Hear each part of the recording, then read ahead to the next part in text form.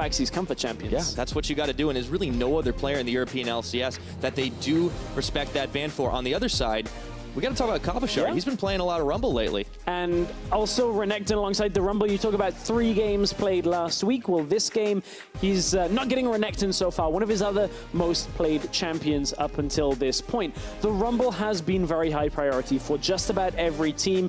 The adjustments made it very difficult to fight in the early game, and Rumble actually can turn around situations. We saw that happen yesterday thanks to the added damage you see in the early game in that Fnatic series.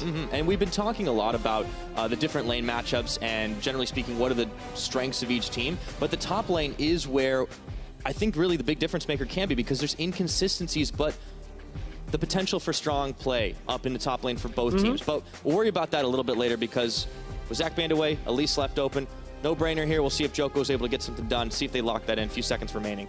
You would imagine it gets locked in, but it doesn't, because Rek'Sai gets locked. So now the Elise is available should Pridestalker want it out of the jungle. He has got 3 games played of that, but Elise is the joint second most banned champion here. It's only Zach who really goes above on the number of bans. So interesting Vitality passed that up, because it is the type of playmaking champion that you would expect Joko to be comfortable on, but then the Rek'Sai has been one he's played historically, but it is going to be one of the first times we're seeing him pick it up since the rework. Yeah, and Elise is completely given up on both sides here, with the Warwick coming in for Pridestalker. We've talked about these teams' penchant to play for the late game, but that is a lot of power that you've passed on. Yeah, you've passed a lot of power, but at the same time, now you see what goes along with the Warwick. You got a Caitlyn in that bottom lane for Hyun, and has been a decent pick across the meta, a lot of high priority, but generally ROCCAT haven't secured the Caitlyn all that often. But Vitality following up with some further picks, looking at team fighting and Siege here with the Jhin,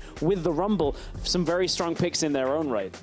But Faxi's going to get his hands on the Kennen. Of course, Kennen is a champion that we talk about often in the European LCS, but unless it's Fnatic, it's always going to be about that top lane. Yeah, likely going into top lane, that Kennen into Rumble, looking to take advantage of the side lane. You can see Kabashard, when it comes to this Rumble, decent stats, not exactly record-breaking in his own right, but nevertheless, we'll see how comfortable this matchup is up against one of the top laners that has been struggling when off his comfort champions in Faxi.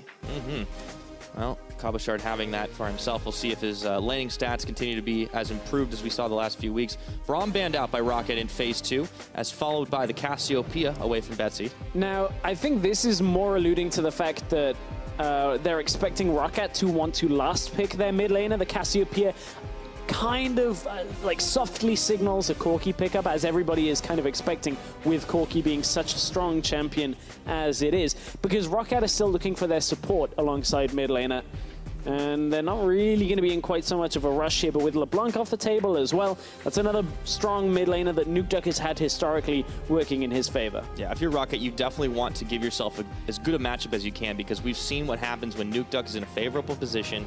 He just goes off, and not 100% of the time, but he's shown that he has that high carry potential. As the last seconds tick down for the ban, is going to be Alistar that's removed. We have not really seen a whole lot of Alistar here in Europe. But with the move towards melee supports, we have seen 6 games of Alistar around the globe. A lot more often in the LCK, so being banned away, obviously something that Wadid is good for with those engaged supports now not available this time around.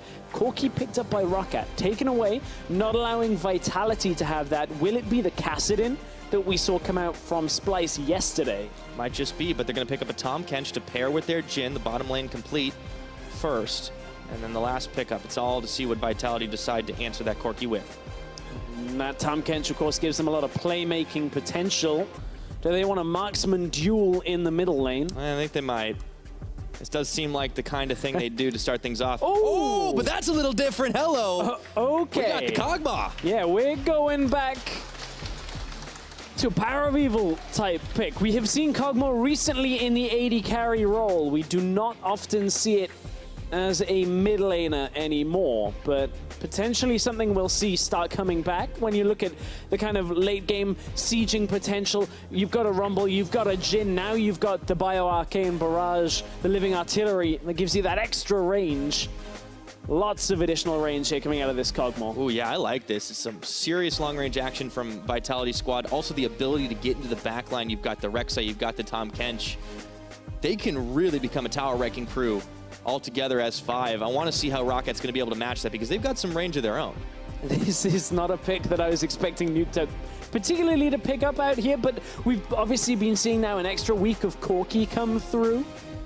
Gives us extra time for the teams to be working on what these counter matchups are. I'm interested to see how this will work out in a laning phase scenario. Theoretically, Kog'Maw shouldn't be too tough harassed down by a Corki, but the gank potential is always going to be there on a Kog'Maw. If you camp it early, deny it having a flash, force him back into the laning phase, he is the type of mid laner that you can put far behind. Right. Of course, remember, Pridestalker picked up that Warwick. He passed on the Elise pick that was given over to him. We'll see if maybe that sets them a little farther behind on the side of the ROCCAT. But for Vitality, Yamato Cannon, his schemes coming to fruition here up against Team ROCCAT. And Vitality are going to need all the help they can get, down with 1 win.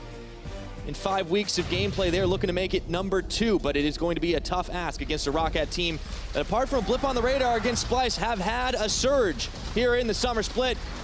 And it is going to be one exciting match against these two teams. ROCCAT in the hunt for them playoffs, and Vitality, they just want to get themselves up on the board. Let's see how it all shakes out as the big guns have come to play here in the EU LCS. Bringing mortars on this one with Kog'Maw. And a really annoying laugh with Lulu. But that one's more expected. That I think is well within the wheelhouse. That might be my least favorite thing about watching Lulu's. Just in general, just watching League of Legends, Lulu's laugh, it's like the second most annoying laugh in the game. That's fair.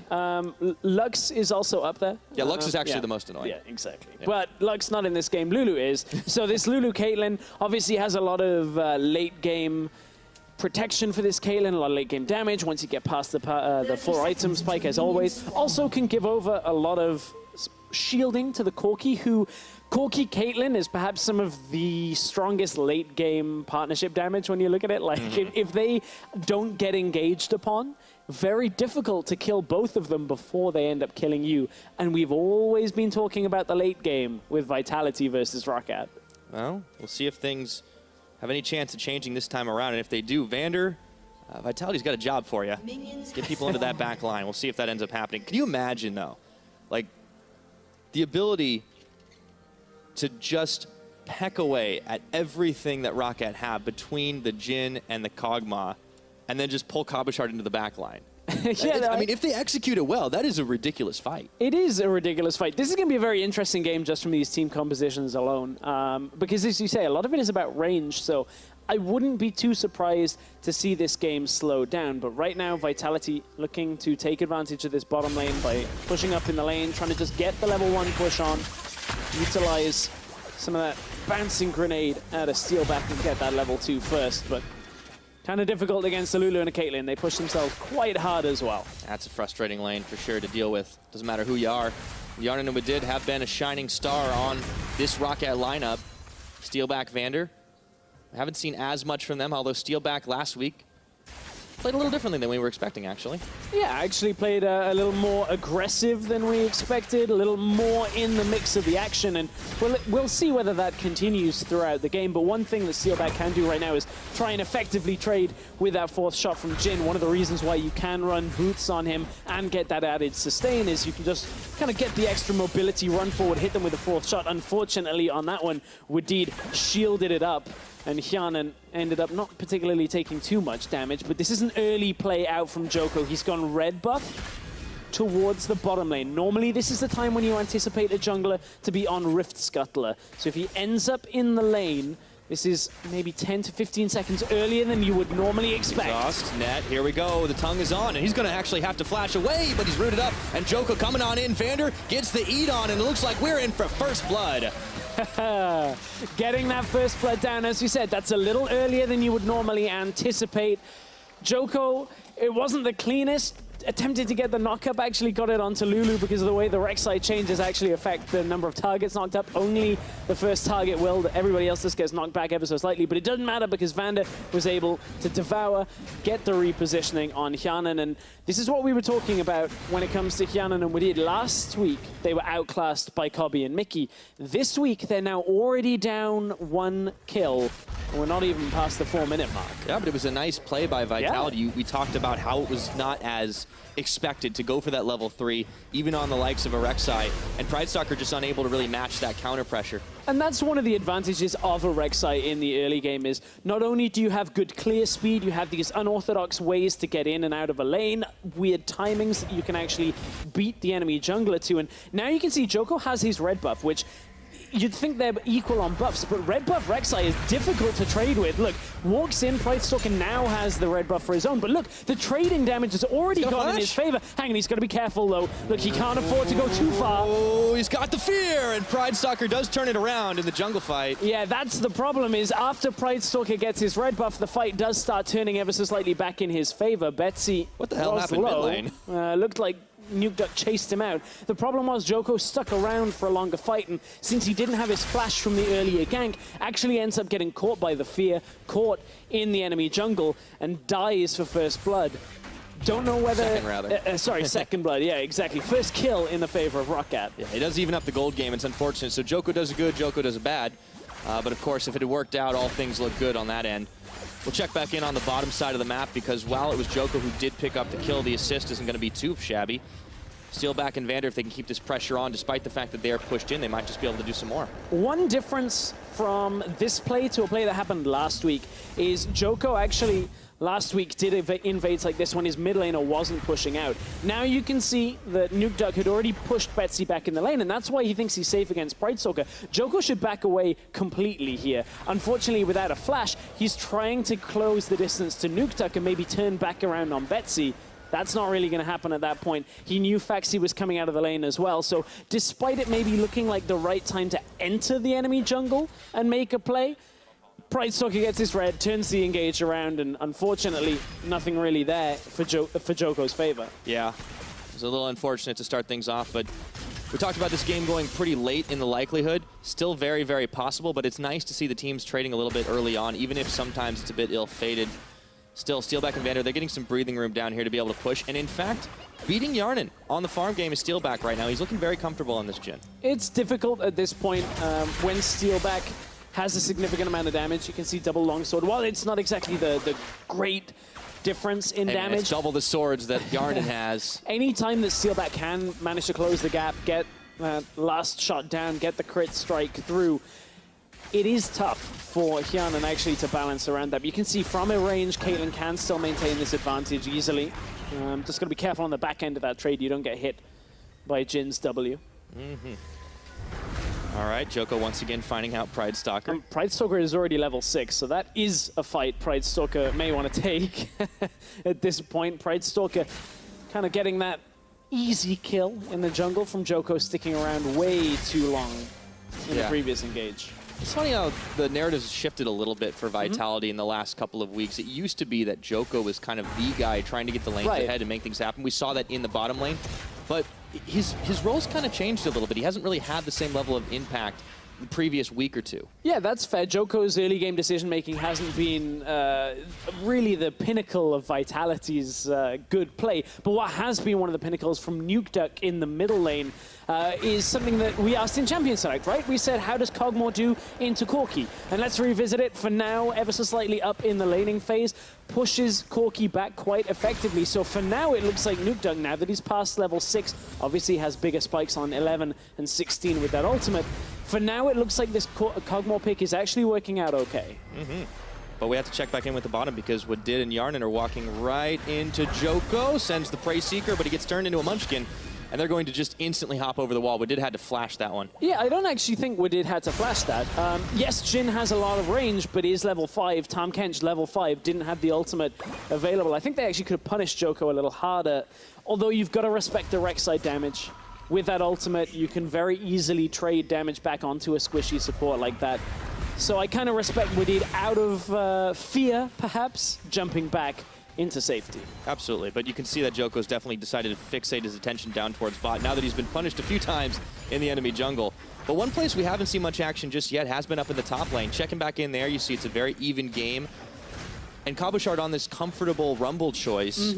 I mean, he's not exactly completely wrecking Foxy at the moment, but Foxy has built fairly defensively to start things off. Right, and when you look at Cabochard over the last couple of weeks, Cabo's actually improved quite significantly. You can see he's been leading at that 10-minute mark in every single one of the games they played in weeks 3 and 4. He was up in CS, and not only that, he had heavily put his opponent down in CS in comparison. Now, that isn't necessarily happening in the solo lane on this point, because they're bringing the duo up to the top side, so it kind of cheats the stats a little bit on this game specifically, but this is something Vitality haven't been afraid to do, is move out of a situation, go and push down on the other side of the map, grab tower first blood, and then try and work that into further advantages. Yeah, they're far faster on this one, and ROCCAT realizing they can't really counter with the tower push. Instead, they're just going to elect to take the Infernal Drake. So critically for them, it is an important dragon because we know these teams will like to fight it out in the late stages of the game. But that is a big advantage in the early for Vitality. It's a good advantage to pick up then. You'll see how Vitality will now end up swapping their duo back to the bottom side. Still no level 6 on Tahm Kench, so they can't reliably get there before the tower gets completely pushed down. But they may be able to cut the wave underneath because it's quite a short wave. I don't actually think ROCCAT can finish this. If Steelback can just get some damage down onto this wave of minions, they should be okay. It's real close, though. Should be able to do it in a couple more waves, and it looks like ROCCAT's actually this wave should be fine. They should be able to get it here. ROCCAT will be able to answer it, but then look where else on the map Vitality is doing anything. Unfortunately, nothing for Vitality to be doing, so they now lose a tower in response. Joko's farming up his jungle. NukeDuck had actually recalled. No pressure onto the Rift Herald. No pressure on these secondary objectives when not able to defend their tower in the bottom lane. So Vitality kind of dropped the ball a little bit there after they had a solid play up topside, and it was a trade somewhat in their favor. Weren't able to get a whole lot else done. You can see when they have actually had success, Vitality, it has been on the blue side for the most part, but it's only a scattered couple of wins, and now Betsy's coming in. He's going to find Joko, teleport coming, special delivery right into Vander, who's trying to get back to the safety of the rest of his team, but there is no tower to defend there. Grey Health going to have to get popped, and Pride Stalker is looking for a hunt, suppresses on, and they grab Vander. ROCCAT managing to make the best out of a bad situation, losing tower first blood, but then recognizing that you're past the point where the package and special delivery are available. Early TP comes through, making sure they compound this into kills. They didn't want to have this go nowhere, and Vander, despite flashing out, is the target here. Pride Stalker easily able to get that suppression. The kill even goes over to Hyanan, which is quite a significant thing. Remember, we need Hyanan and Betsy for ROCCAT to be the carries here. You're expecting Steelback, NukeDuck, and Cabochard to have a lot of damage during the mid game and a little bit later on, but it's not quite as strong as what ROCCAT are bringing in the late game. No. And you can see there's actually some defensive mindset, of course, even on the Vitality side in the mid. NukeDuck goes with the Wit's End first. Yeah. He knows he's going to be able to limit some of the damage out from Betsy. And now that's an interesting one, because we had anticipated that a mid lane Kog'Maw would theoretically go towards AP. This is an AD Kog'Maw. NukeDuck has 0 AP currently. Interesting that approach to go here. I want to see how it transitions throughout the rest of the game. They obviously have enough AP coming from Cabochard when you look at Rumble in team fights, but NukeDuck, of course, will be playing this now static AD marksman in team fights that'll have great late game shreds, so that does give them some sense of late game insurance on top of that. Ooh, he's looking for even more. He had a couple of shots with the Bio-Arcane Barrage into Living Artillery, but in comes Foxy right now, and he's able to get a 2-man stun off, buying time for Pride Stalker to join. In for a little bit extra damage, doesn't get the duress, but he doesn't even need it, and Foxy gets the finishing kill. ROCCAT, they got the gang squad down mid. That was a nice little combination. Pride Stalker didn't actually have his ultimate available, as you said, but getting the flash in with the fear into the Lulu ultimate just causes enough crowd control on its own that NukeDuck, after flashing out already, had nowhere to go, and it means that ROCCAT taking a good fight in the middle lane. Vitality, however, focusing heavily on the towers for now, will maintain the gold lead. And we talked about late game damage out of Kog'Maw, still has a decent amount of damage here when you look at up against Betsy early on.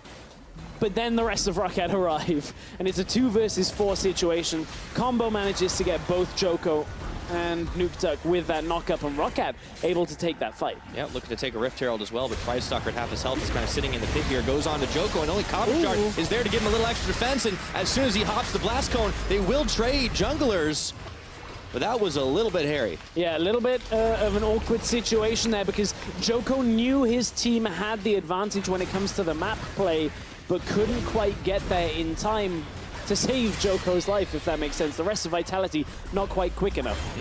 They do manage to pick themselves up the Rift Herald. It was a valiant attempt from ROCCAT to try and dissuade them off it while Faxi's busy on the bottom side. We talked about Wit's Ends. Of course, he picked one up as well.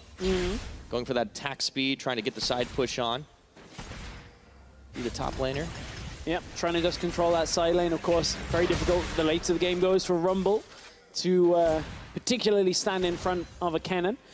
The problem is, the side lane push style has not been one that I feel has been too conducive to Faxi outside of Nah. He's had success on Fiora, he has had success on that Nah, but remember the Jarvan game, where he just got camped in the side lane, granted, against Fnatic, and that's one thing they're exceptionally good at. But you have to start looking at how do you pick apart a player that perhaps isn't quite so safe out on the side lane at all times, and I'd like to see Vitality try and punish, maybe utilizing some of the range for this Rek'Sai engage, and actually utilize the Tahm Kench, punish Faxi for pushing up too far. Right, but this could also be a litmus test for Faxi to try and expand that viable split push champion pool, because we really did kind of peg him down as he's the guy who's going to go for this Gnar pocket pick. He's going to be able to do well on it and counter pressure a lot. His Fiora can be good if he can get ahead. But outside of that, yeah, it is kind of a big question mark. Like the Faxi Toxi only goes sometimes. Not during the rain like it was yesterday. No, it won't pick you up if it's too wet out there, I know. There was a lot of rain yesterday in Berlin. Roads were chaos, but on this point... It's a great day to stay inside and play video games, isn't it? Yeah, and watch video games as well. And that's what we're doing, Pyro. We're doing that right now. We're seeing video games happening. Well, it looks like it's more than just that. Delivery service is still working right now, but Betsy is looking for someone to sign. Vander, steal back, both stepping up. Now he's not going to go any farther. Man, I wanted that to be something. Attempted delivery. Yeah. He just leaves that That's notice. pretty typical, isn't it? Yeah. Didn't even knock the door.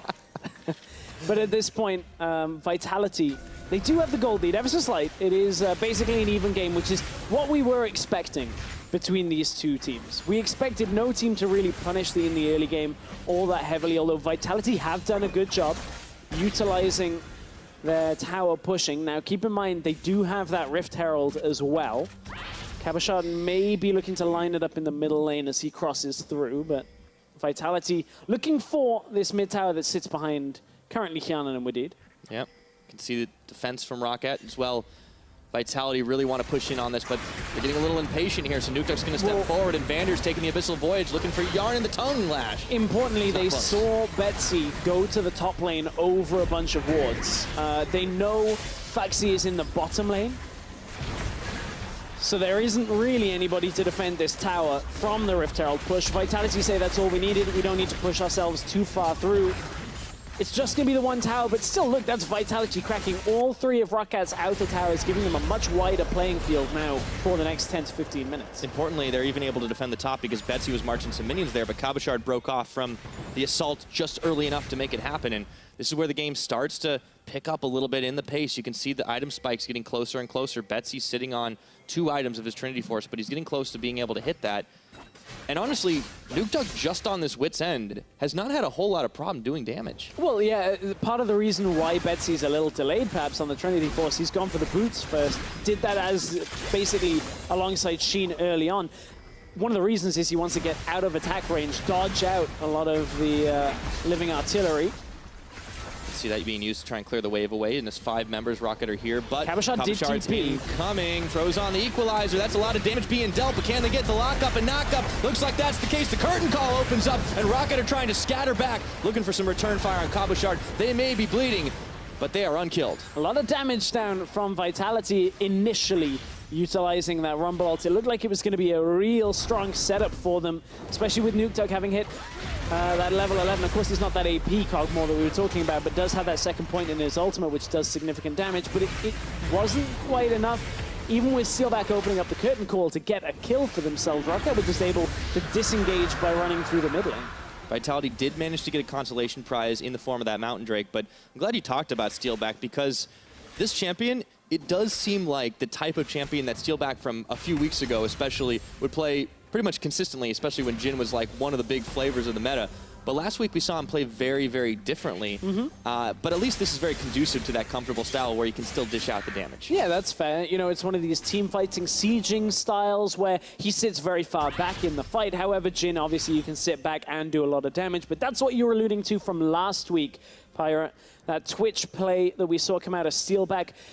High damage percent, high kill participation, which is good. It's a positive. And people will also say, but hang on, his deaths per game went up as well. I argue that's still fine because he actually did more. I don't mind if you die once more in a game, but you output significantly more damage. This is more in line with the average damage percent for AD carries in Europe. We did a big segment a couple of weeks back about how Steelback was significantly lower on damage. That's what we wanted to see him improve on, and that's what he showed us last week. We need to see some more of it. Well, we might just. Here we go. Steelback getting brought in by Vander. The equalizer is thrown down, but Foxy escapes from most of the damage.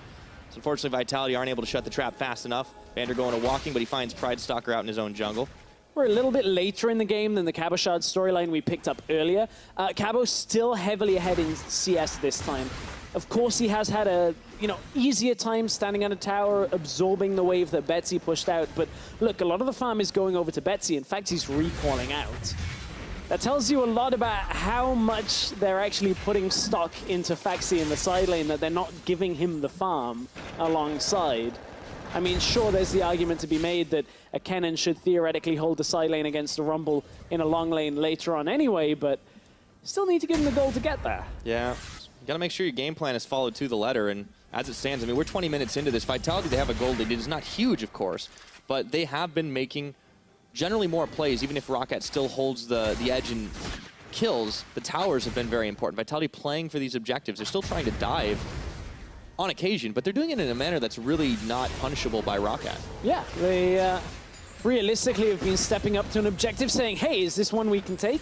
ROCCAT go, yes, and Vitality take it. Or ROCCAT just kind of fight back slightly in the middle lane. We saw a couple of engages go ROCCAT's way, utilizing bringing Faxi into the fight very early, more akin to team fighting, which is not necessarily how the Kennen is always played. But again, we talked about late game. We've still got a long way to go before we get there. So right now, it's no surprise that these two teams are a little bit more hands-off than you would expect other teams to be. Of course, it's always going to be the style that they like to play, but for very different reasons, right? Like Vitality, I think they have shown times where they've wanted to be aggressive in the early game, in the mid game. We just haven't seen a whole lot of success out of them. And when we have, it has been in the later stages of game.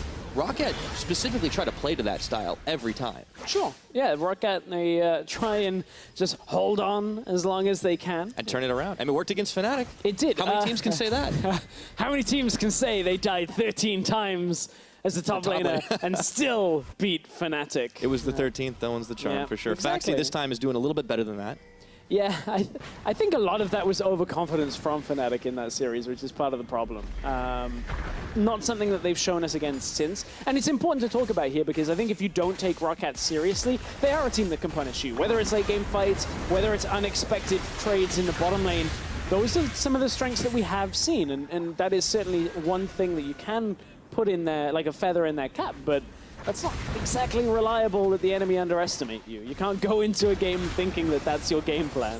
If it happens consistently, yeah, sooner or later people are going to start catching on, but now ROCCAT are trying to make the push down mid once again. They've had a lot of attempts on this tower, but this time there's no ult from the Tahm Kench available. He used it last. Finally that tower will fall, so ROCCAT get number 2 for themselves. Still looking to try and finish off number 3, but Nuke Duck had gone back up towards the top and he pushed Betsy back. Steelback is able to finish off the rest of that wave, and Yarnan did have to walk home. So we're seeing Wadid on this Lulu, keeping the Spell Thief's edge as it is for now, rushing towards that Ardent Sensor for himself, trying to help out with some of that shielding, the healing. I mean, that's a big primary point, right? You have your 2 big damage carries in Betsy and Yarnan, and he can protect them both. Yeah, and part of the reasoning for that is unlike other champions that go the Spell Thief's route, you're not necessarily rushing towards any kind of damage. You're not realistically looking to quickly rush towards the Frost Queen's claim or the eye item. You don't necessarily need it. At this point, he's just like, okay, I'm just going to make Betsy and Yanan as strong as I can for the rest of this game. I am not doing much more than that. That's unfortunately Wadid's situation. Unlike the last couple of weeks where Wadid has been like, give me Rakan, give me these fun champions. They're going to go in, go aggressive. Ooh, speaking of aggressive, Betsy that's through an exhaust. Yeah, he does not care. He's got infinite tennis balls. He does. It's got a tennis ball machine just firing off at that point. That was through an exhaust. Nuke Duck kind of just taking it to Betsy at that point. That's something that we really have to look at for this pick from Nuke Duck, is how effectively he can actually get that damage off now in team fights, because there's going to be a Kennen, there's going to be a Corki, a Warwick, everybody there trying to do damage to him, which should give Steelback a little bit of room in team fights as well to stand at that long range that we've come to expect. Yeah, giving all the comfort that Vitality really needs, and because they were able to clean up the map as best as possible, look at that, instantly able to equalize on Infernal Drakes, and they have that extra mountain as well. So with the Dragon RNG kind of going in a favorable way, Vitality are pretty happy with the way this game's going so far. They'll be okay, but it gives over a gold lead to ROCCAT, and of course that doesn't include the kind of implied gold that comes in with the dragon stats that comes through. So Vitality, they're not going to be unhappy to give away an outer tower at 24 minutes in exchange for a mountain drake, or sorry, an infernal drake. But at the same time, again, these two teams trading just back and forth on what objectives they're going to give to each other, and realistically just being hands up. It's been a long time since we've had a kill in this game. Oh yeah. 2-4 still at 25 minutes. Hey, you know, yesterday there was a lot lower week, one. Pirate? I don't know, man. I always want the big action games, but the teams aren't obliging me, and I guess that's just my lot this time. You get the slow ones with 4 marksmen and maybe like a cannon. But here's the good thing, right? Like, you have an open map. It's going to be a little slow for a while, but when the fights do actually start, because it's so close, it's going to be epic. I say that it's going to be like 0 kills or right, whatever, but whatever. That's what I'm saying. Is this is better be the most hype you've ever been. Not really. I mean, I think that's a tall ask, man. I've gone to 11 a few times. I don't know if I can make a 12 happen right now. So something tells me that maybe Vitality ROCCAT isn't exactly where you should be going. What are you talking about? It's a great game. The hypest you've ever been, but realistically, it is that kind of boiling pot that we're waiting to kick off. No real effect of that happening though right now, because look at it. Unless Cabochard can get a good flank, utilize the equalizer from range, which he's just utilized in the bottom lane to clear waves, that right there is the story of this game. Cabo's like, great, team fighting ultimate. Gonna just clear the wave with it, everything's fine. I can't take this cannon in the side lane, so I'm not gonna deal with it. But that's the win right now for ROCCAT. They can keep doing this for a while, and honestly, it lets them kind of keep the game going, and you can see that that's kind of been the forte as we've been talking about the series. They've been doing this for a while, long enough to be ranked 10th, and until yesterday even lower for ROCCAT, but now up into 7th from the Fnatic Splice series. But yeah, that tipped one over for sure. Yeah.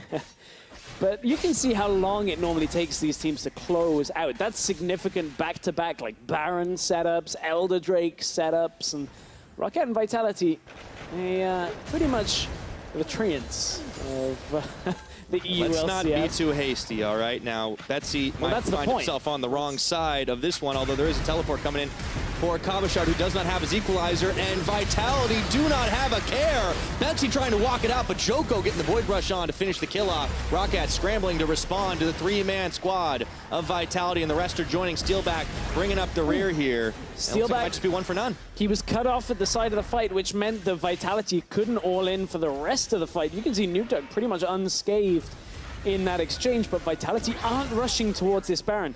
They're not even kind of daring ROCCAT to come to the pit yet. Now that they clear the ward, suddenly Vitality maybe have this presence. Think about how quick their Baron clear is. You have a Cogmore, you have the Rumble, you have a lot of damage here that can actually shred this down. But look, Faxi from the flank, Vander's quite low. Cabochard was tanking the Baron for a second. ROCCAT may look to set this fight up. He hops over, and this time it's a little bit too early, and all of a sudden Vitality with the patience, they peel right off. They should be able to take down the Warwick. It's Pride Stalker, and now there's no more smite available to counter. It's going to be going the way of Vitality. The curtain call has been opened. Jarnan tanks 1, dodges a 2nd, dodges a 3rd. The 4th is going to clip him, and Joko's right there to try and cut him off. He wants to get it all done, but Cabochard ends it with the kill. It's 2 for 0 after all is said and done for Vitality. It looked like Jarnan was going to try and dare Joko to duel him, and then suddenly Rek'Sai burrows underground, and no longer can you really take that trade. Vitality with the Baron pickup should be enough to accelerate this game. This should be enough for them to set up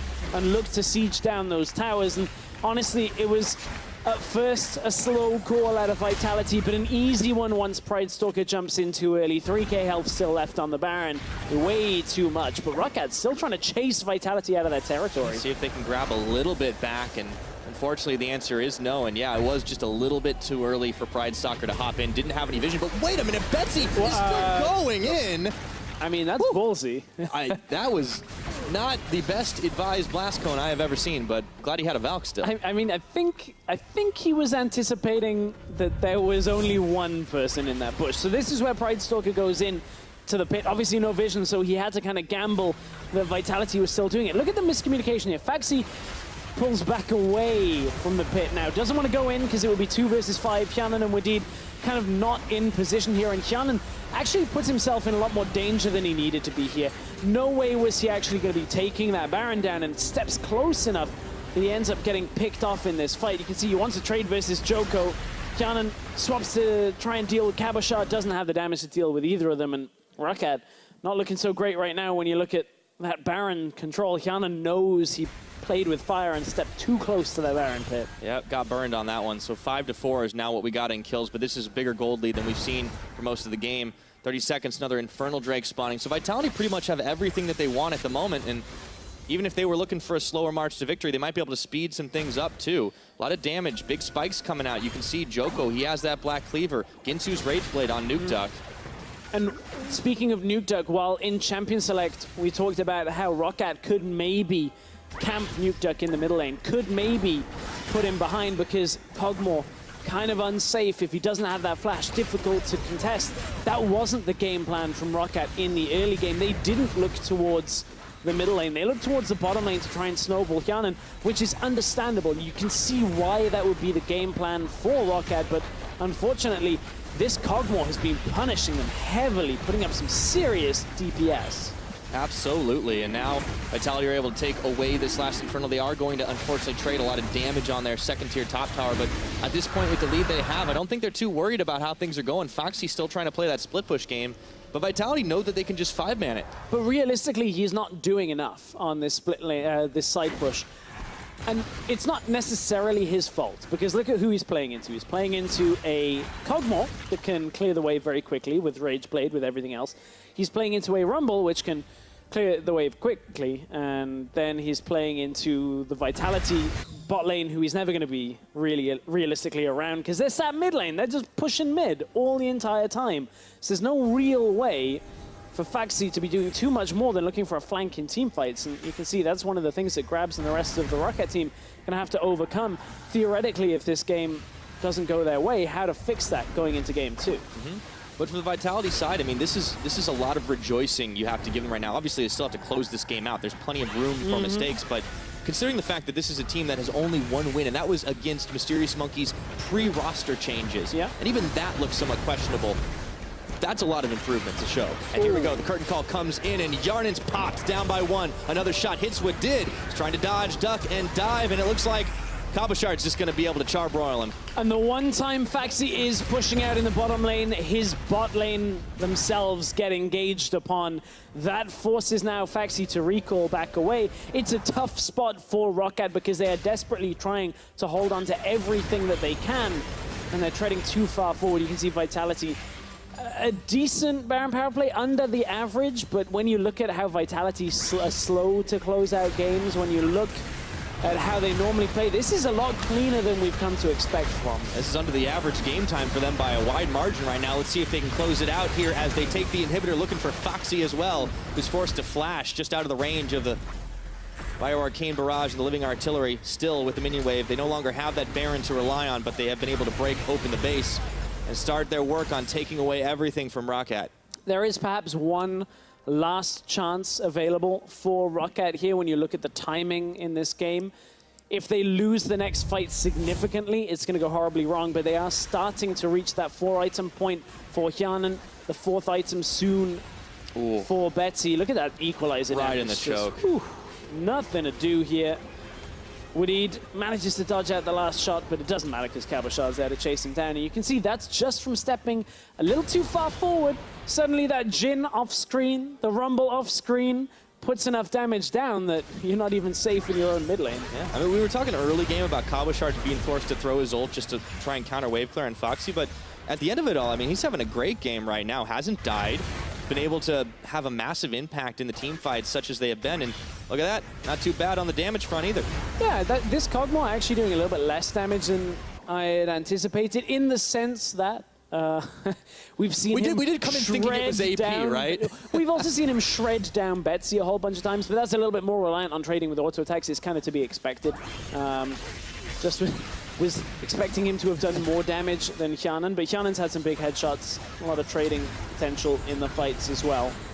But this has been a lot more composed out of Vitality. Well, when you look at how they've taken their advantage and actually now compounded into a significant lead. Yeah, I think over and over better. again.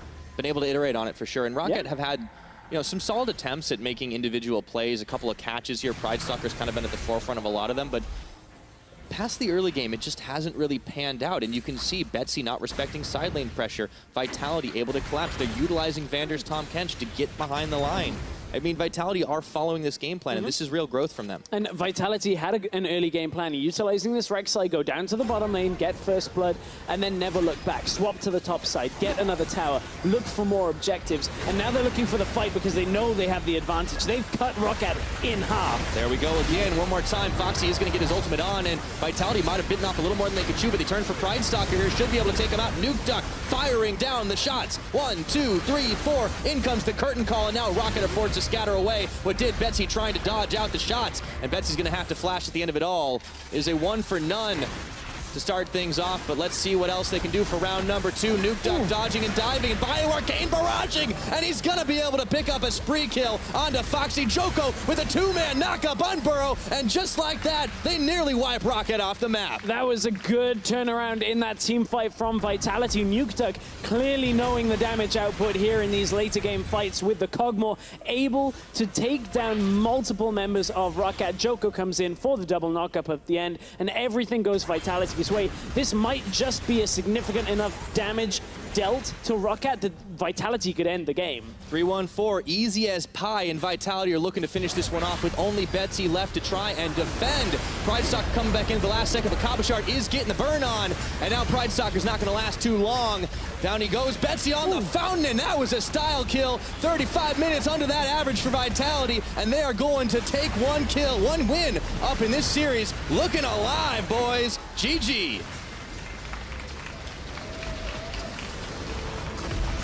Certainly showing some strong vital signs at the end of that game was Nuke Duck. 5-1-4 on the game. The analyst has talked so heavily about how he is going to be one of the big proponents, the big foundations in this game for Vitality, and bringing out a bit of a clutch pick, something we haven't seen in the mid lane all that much.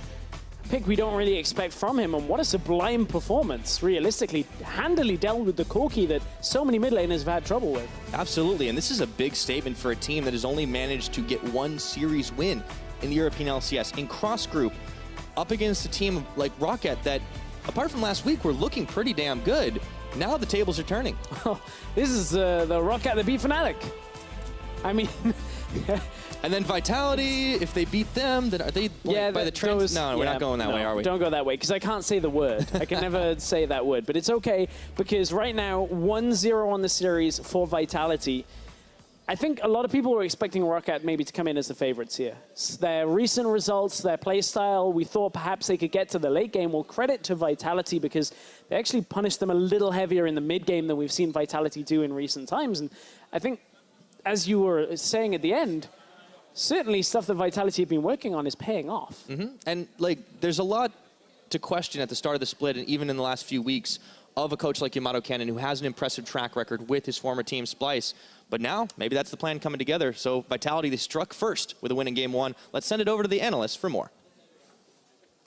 Thank you very much, Pyra. And to tie back to what we spoke about before the match, thinking that no team would get a big advantage in Snowball per se, and that is exactly what happened. It wasn't like a team Snowball out of control. And we also said in the early game, exactly, in the early game, because that was key, because Nukeduck did go off. And I think I want to center most of this conversation about Nukeduck and the pick specifically. First up, Kog'Maw is not a pick that we've seen so often in the mid lane. And also, I thought he was going to go for AP Kog'Maw, but he went for full attack speed, attack damage Kog'Maw. So why do you think he went for that in this case, and why is it good for Vitality? So this is a pick that's kind of appeared in scrims, specifically picked against Corki in the mid lane, because Corki's laning phase is not that hard to play against. It's very easy actually for Nukeduck in this case to just kind of free farm and even win some of the traits by rushing Wit's End, the first item he's going for, obviously to get some magic resist as well, which makes it fairly simple and easy for him to get to 2 or 3 items. That then means he can actually start being super impactful in team fights.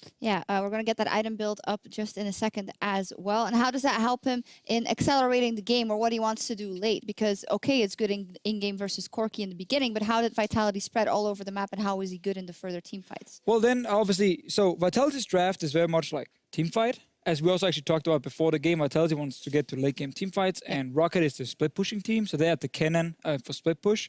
What Nukeduck managed to do, because he actually got to his 2 items like Blade the Rune King and Wit's End very quickly, he actually felt confident going to the side lanes and trying to 1v1 people, and he felt like he had enough tools to do that, which is something I didn't expect to see from this specific pick. But if we actually pull up this replay, he was the man who created that advantage that allowed the team to win. So we actually sit right now with ROCCAT vision, because I want to show when Nukeduck goes missing on the top lane, how little ROCCAT sees on the top side. They have like 2 wards of value, and that's about it. So right now, they don't know where Nukeduck is. They don't know where the support is. They just see there was a Jhin mid lane right now, and they see Rek'Sai at Baron. That's it. Betts even checks with his Rocketeer. So he does not expect anyone to randomly walk in behind him. A sneaky Nukeduck with Vander shows up, and suddenly Betsy is completely caught. The rest of the team is in the mid lane, and this was the one pick that allowed Vitality to go Baron. And once they got the Baron, they actually were able to really snowball the game, because now the split pushing comp is under siege. They can't split push. They have to try and fight their way out, and that's exactly what Vitality wanted to do. So this little sneaky play that not a lot of players will go for, because normally there's a ward somewhere spotting you, and then you just completely overextended. But he had Vander with Devour behind him. He was like, you know what, boys? Was he not able to... how easy would it have been for him to 1v1 Corki without any support? At this point, he could definitely still do fine in the 1v1, but you should never get... As a low mobility AD carry, you should never be allowed to 1v1 in a side lane like this. Like a teleport will happen, a support will come up, a jungle, like something, someone will appear and just kill you because you're completely overextended. Corki can just valk away. Yeah. You can't. You're stuck there. But that's why the sneaky play was like super fun. And it was just interesting how ROCCAT, most of the game, just barely had any vision at all. So stuff like this could happen, which actually cost them the Baron and then the game. Stuff like this could happen, and Nukeduck played it well also in every aspect of the game. And you also want to take a look at this next team fight, specifically looking at Nukeduck's positioning, because obviously he has to get those auto attacks off. Oh, this is the Baron. Well, we do see them get Baron first. They deserve that credit. Yep. Pride Stalker thinks he can steal it. This time Vitality just says, let's stop damage on Baron, and then we can just kill the guy, which is the correct choice, and then they can Nukeduck's just right in the pit. He's in there, but basically lesson for everyone. If there is a jungler around who could potentially steal the Baron, stop DPS before it's too low, let the guy jump into the Baron pit, kill the guy, then finish Baron right after.